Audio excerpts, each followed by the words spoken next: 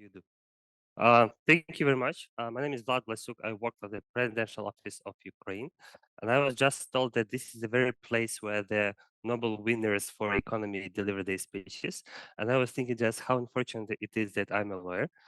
Um, anyway, so this is my chance to speak to you to tell you about the sanctions, and I would like to start with very brief explaining what is my job. And my job is very simple. My job is to connect the studies on sanctions with the governments who do the sanctions.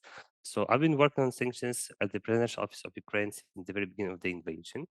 And at that moment, to be frank, I knew nothing about sanctions. I was thinking about sanctions like more spiritual word. I was wrong. Then we started this joint effort, which is the international group of sanction experts, co-chaired by Ambassador Michael Makfall and my chief, Andriy Yermak. And we started to work on sanctions, and we started to understand what are the sanctions, what can the recommendations on sanctions be. And then we started to see the implementation of those sanctions by the governments. Since then, I found myself in a position of effectively a sanction coordinator of Ukraine. And we've been playing, I would say, quite a part in all of the activities of the sanction coalition. The sanction coalition is kind of an ad hoc thing which unites, I guess, 40 countries over the world. The countries which implemented sanctions against Russia. And we've been always trying first to see what is going on about sanctions, second, to come up with the recommendations on sanctions, third, to help to come up with next big ideas on sanctions, and also to supply with some evidence and or arguments to come up with the sanctions. So this is my job, to connect the research with the governments, and this is the way how it works. Yesterday morning, I was in Bratislava for some obvious reasons that there were huge concerns that Slovakia wouldn't support the next sanctions package to be adopted by the EU. Fortunate enough, they promised to me that they would. So at this moment, I understand that they've got their concerns cleared and they would support and follow the EU with having the next sanctions package. But that was quite interesting to hear that first, they did not understand what are the implications of sanctions against Russian economy. Second, and maybe even most important, that they did not understand and they did not evaluate what are the implications of the sanctions introduced against Russia for their own economy of Slovakia. And they have clear message they would not support the sanctions until they understand how exactly those impact the Russian economy and what is the implication against their own economy. And that was not the first time I've heard that. I've heard this argument before from some of the governments. And as I think this is a challenge to be solved with the help of the kind of schools like Stockholm School of Economy, of the Kiev School of Economy, and some other institutions, including Stanford University, Yale University.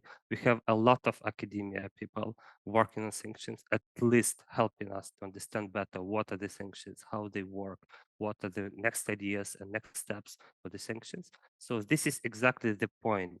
We have to connect the studies with the governments so we can help them to understand better what is going on about sanctions, what parts of the sanctions does work, what don't. So this is very important.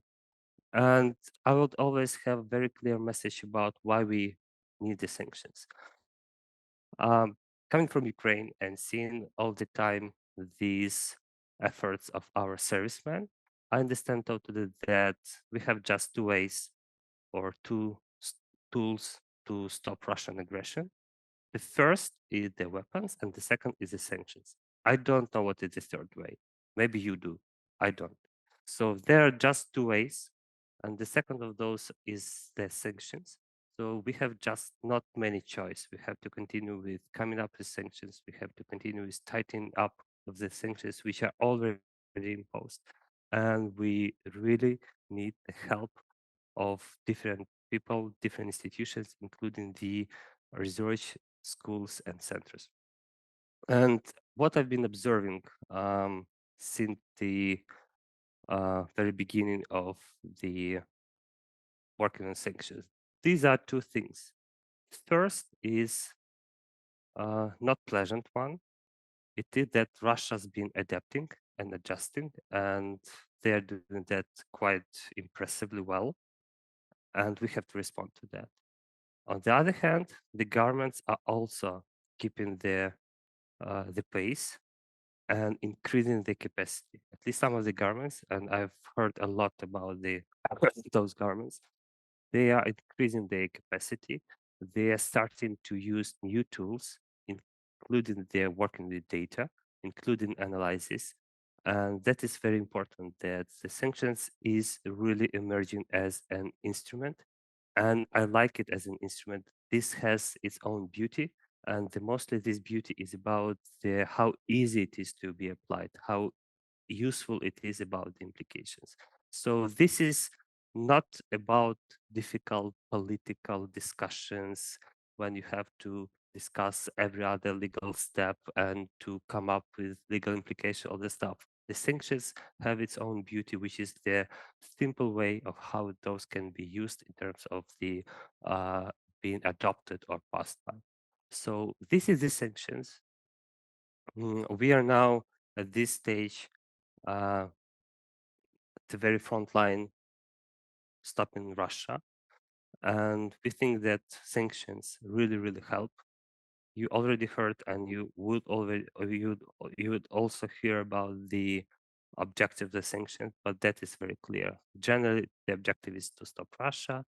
To be more specific, it is both to stop Russian military effort, to decrease the Russian economy, and probably even to damage Putin's regime. So these are three objectives, quite clear, and every other opportunity you have to evaluate the impact of sanctions, you have to consider those three objectives. I think that over next couple of hours, you will hear a lot of different thoughts on what are the actual implications of sanctions, the numbers, the figures, the ideas, how to proceed on. But please do remember, again, the sanctions is the only second way apart from the weapons. Thank you very much.